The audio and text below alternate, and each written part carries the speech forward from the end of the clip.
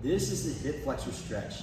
This can be one of the most important stretches you do with your clients, because anybody with a tight low back, if those hip flexors are tight, it puts a lot of pressure here and they can feel tight hamstrings. By stretching the hip flexors, it allows the pelvis to rotate down, which takes pressure off the low back. It takes tightness out of the hamstrings.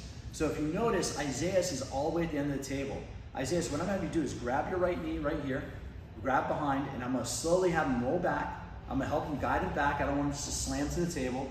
Now, you can notice how he's right at the edge of the table. That looks almost perfect. I'm gonna have him stay right there with his hands. You wanna keep an open hand, because if you try to pinch, he's gonna put a little bit of pressure on the muscle. So my recommendation is an open hand, just above the knee. I'm just gonna push down a little bit.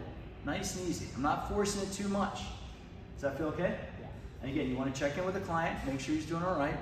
Now what I want you to do, Isaiah, is lift your knee up, push up. I'm having him contract the muscle from a lengthened position.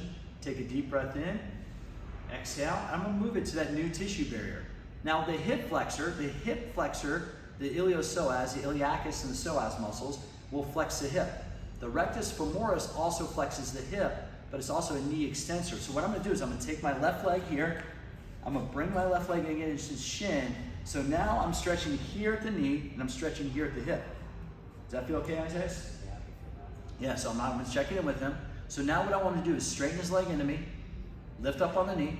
Now we're contracting the muscle from a lengthened position. Take a deep breath in, exhale, and now we move that tissue to a new range of motion. Now we're gonna hold it. And again, we find that tissue barrier. Tissue barrier means you'll feel that muscle grab a little bit. That's where we wanna hold it for about 20 to 25 seconds.